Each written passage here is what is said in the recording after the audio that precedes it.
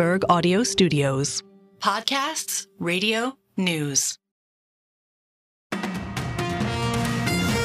Good morning, I'm Nathan Hager. And I'm Karen Moscow. Here are the stories we're following today. We begin with politics. President Biden is trying to bring back a bill that has been all but left for dead in the House, bipartisan immigration reform. Bloomberg's Steve Potisk has the latest from Washington. The president had a call last night with House Speaker Mike Johnson and Senate Minority Leader Mitch McConnell, hours after Majority Leader Chuck Schumer announced he was bringing the bill back to the floor. The measure would speed up deportations and make it harder to apply for asylum while allowing more visas for legal immigration. Speaker Johnson declared the bill dead on arrival 3 months ago after former President Trump blasted it on social media as a great gift for Democrats. The White House says President Biden told the GOP leaders to, quote, stop playing politics and act quickly to pass this bipartisan border legislation. In Washington, Steve Potisk, Bloomberg Radio. All right, Steve, thanks. Well, former President Donald Trump has hit a milestone in the 2024 campaign. He's outraised President Biden for the first time in this election cycle. The Trump campaign and the Republican National Committee took in $76 million in April. That compares to $51 million for President Biden and the Democrats. The Biden campaign still has twice as much cash on hand as the Trump team at $192 million.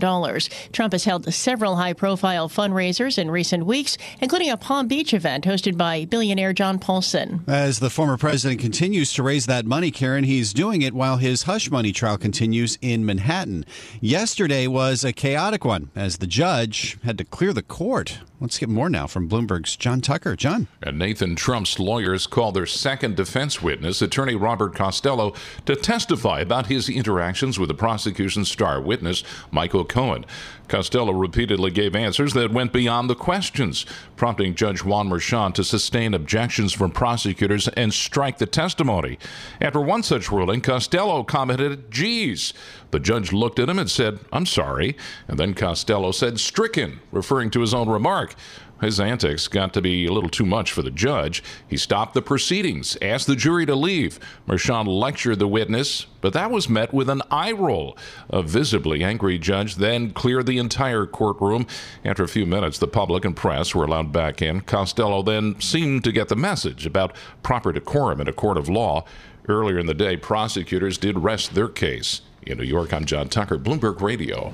All right, John, thanks. Well, now to another high-profile criminal case in New York, the fraud and market manipulation trial of Bill Hwang. A key prosecution witness says once the Archegos Capital Management founder decided on a trade, he did it again and again and again. Senior staffers reacted by greeting each other with Happy Groundhog Day, a reference to the classic Bill Murray time loop comedy. Archegos' highly leveraged and concentrated bets on a few companies resulted in a meltdown in March 2021, wiping out more than $30 billion of Hwang's fortune and costing its counterparty banks $10 billion. Now to a Bloomberg News exclusive, Karen. Sources tell us that two of the world's biggest chip makers, ASML and TSMC, can shut their machines down remotely in the event China invades Taiwan.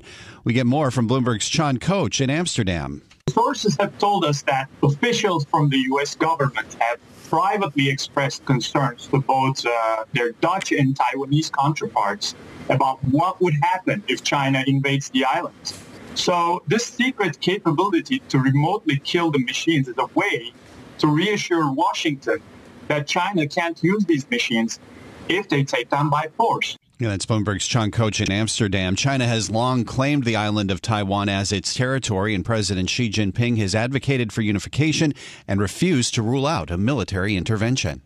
Nathan, in the Middle East, the International Criminal Court's chief prosecutor is seeking arrest warrants for the leaders of both Israel and Hamas on war crime charges. President Biden criticized the ICC, saying he sees no equivalence between Israel and Hamas.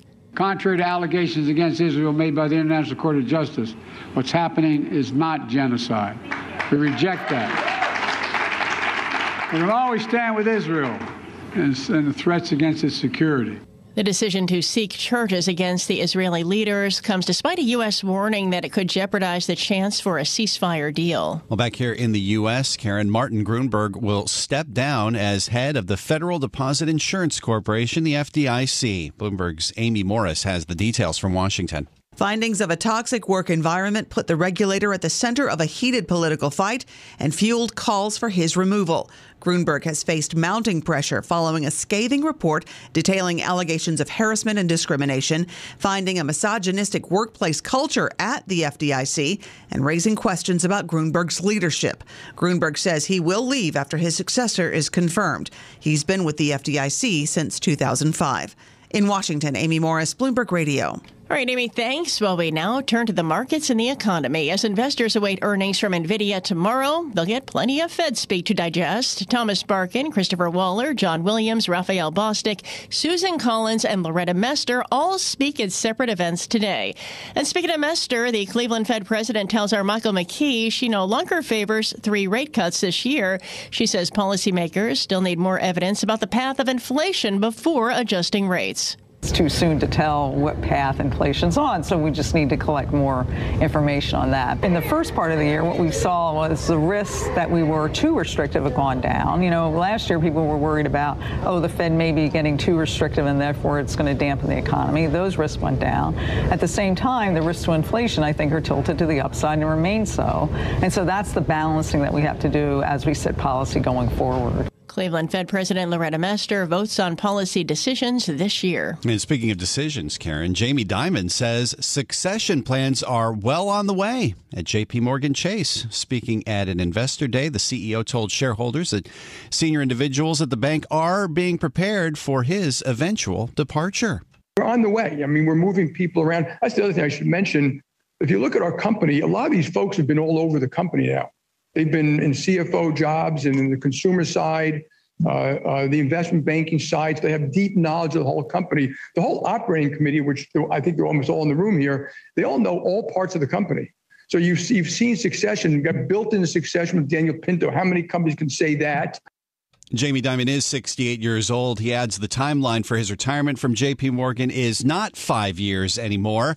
It's a reference to the long-standing tradition of Dimon saying that his retirement's 5 years away, no matter when asked.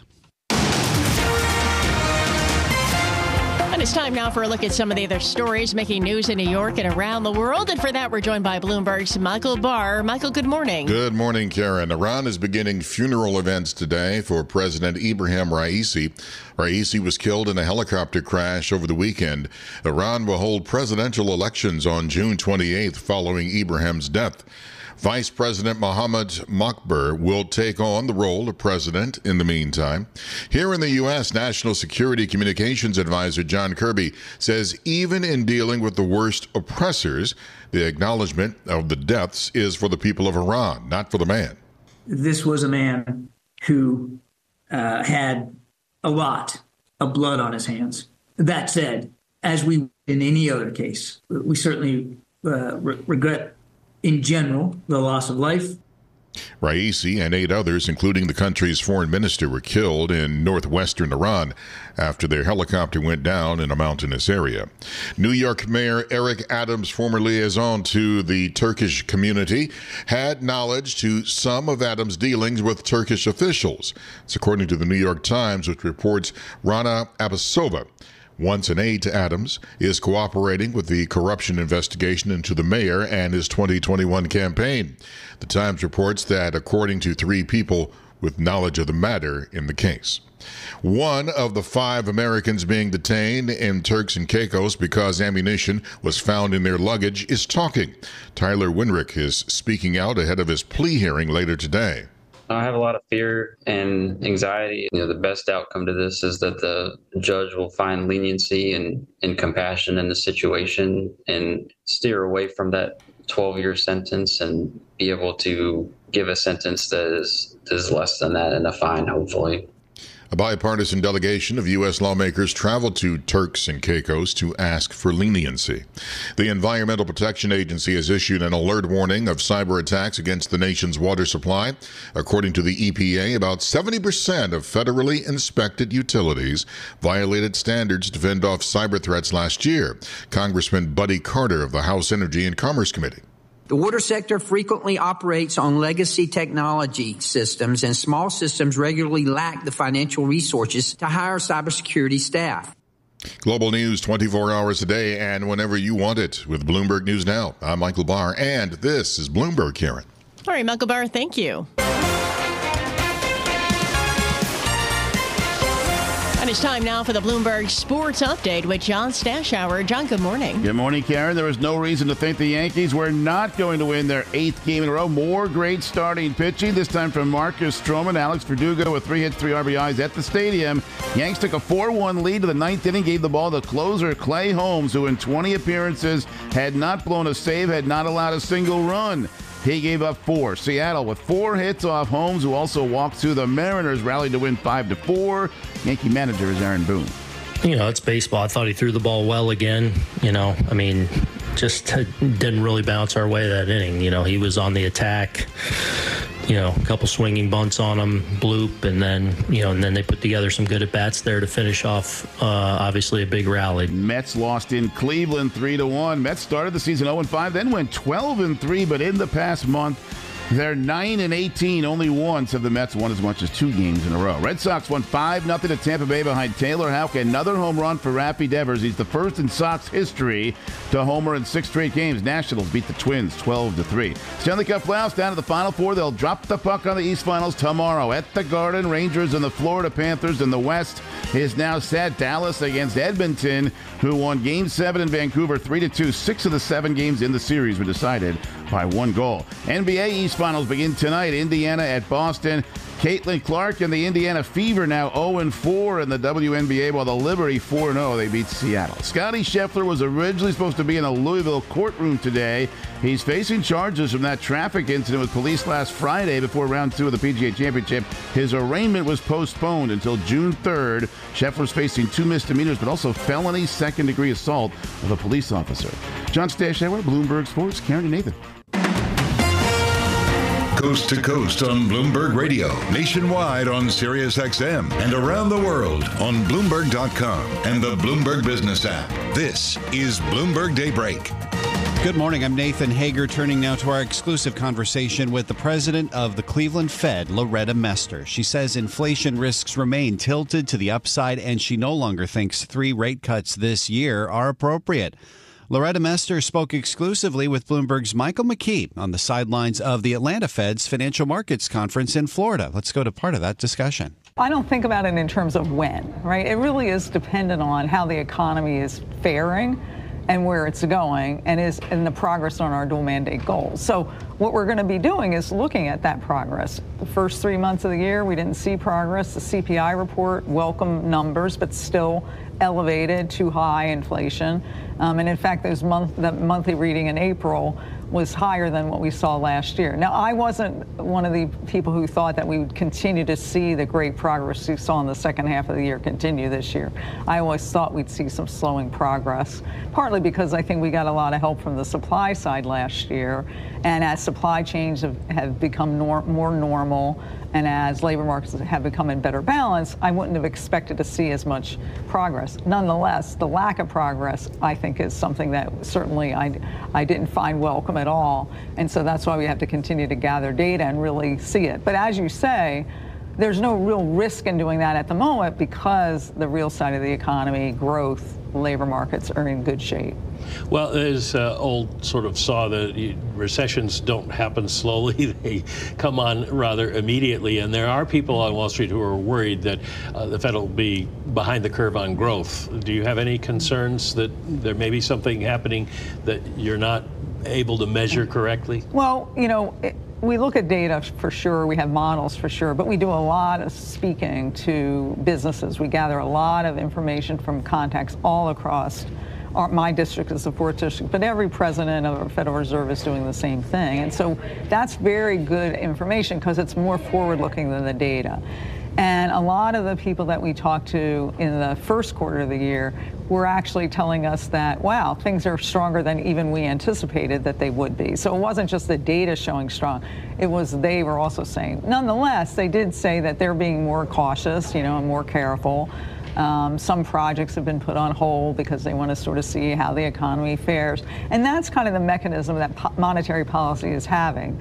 It is starting to moderate demand. It just hasn't moderated as fast as some of us might have expected it to this year. In fact, the last time we put in forecast, I had upped my forecast for growth this year to be above trend as opposed to below trend. So I think we're all sort of looking at the data. Businesses are doing so, we're doing so, and we're trying to calibrate to where the economy is and where it's going. Well, speaking of forecasts, you get to put in one more before your retirement at the end of June. What's your outlook for inflation the rest of the year? Yeah, well, we're going to gather all the data that we're going to put together, and I'm going to put my forecasts in there. I still think, broadly speaking, that inflation is going to come down. That's my modal forecast, that we'll see inflation come down. I just don't think it's going to come down quickly. And so that's why it's really going to be this risk management kind of proposition, as the Fed always has to do, is sort of managing the risks around both of our dual mandate goals. If you remember back to the beginning when we started raising rates, monetary policy was not well positioned for the high inflation readings we were getting, and so we had to increase rates at a very quick pace and to a high level. Right now, I think monetary policy is well positioned for risk on either side. And so that's kind of, I think, what we're going to be doing going forward, is making sure that we're well calibrated for whatever risks end up happening. And so we're well calibrated now. If there is some deterioration on the real side of the economy that we aren't foreseeing, as you said, we're well positioned to address that by lowering rates. If it turns out that inflation is stalling out, not my base case, or even going up, not my base case, we're well positioned to deal with that too, either by holding rates at current levels for longer, or if appropriate, raising the rate. That's not my base case. My base case is that inflation is going to start moving back down on a slow, gradual path back to 2%. But we'll have to see, and that's what we're going to be doing, is gathering information. What odds would you put on the idea of inflation accelerating again, forcing you to maybe raise rates? Well, I think there are upside risks. My base case is that inflation will gradually move back down, but I think we have to be open to the fact that, the economy can surprise you. We've seen that during this episode of high inflation, partly, I think, because the pandemic was a significant event, and then the reaction to it was significant, and the economy may be changing. And so we have to be open to the possibility and be prepared for it. But again, my modal forecast is that we'll see inflation move down. But that's why we're going to be having to be very careful in monitoring what's actually happening in the economy. This is Bloomberg Daybreak Today, your morning brief on the stories making news from Wall Street to Washington and beyond. Look for us on your podcast feed at 6 a.m. Eastern each morning on Apple, Spotify, and anywhere else you get your podcasts. You can also listen live each morning starting at 5 a.m. Wall Street time on Bloomberg 1130 in New York, Bloomberg 99.1 in Washington, Bloomberg 106.1 in Boston, and Bloomberg 960 in San Francisco. Our flagship New York station is also available on your Amazon Alexa devices. Just say, Alexa, play Bloomberg 1130. Plus, listen coast to coast on the Bloomberg Business app, SiriusXM, the iHeartRadio app, and on Bloomberg.com. I'm Nathan Hager. And I'm Karen Moscow. Join us again tomorrow morning for all the news you need to start your day right here on Bloomberg Daybreak.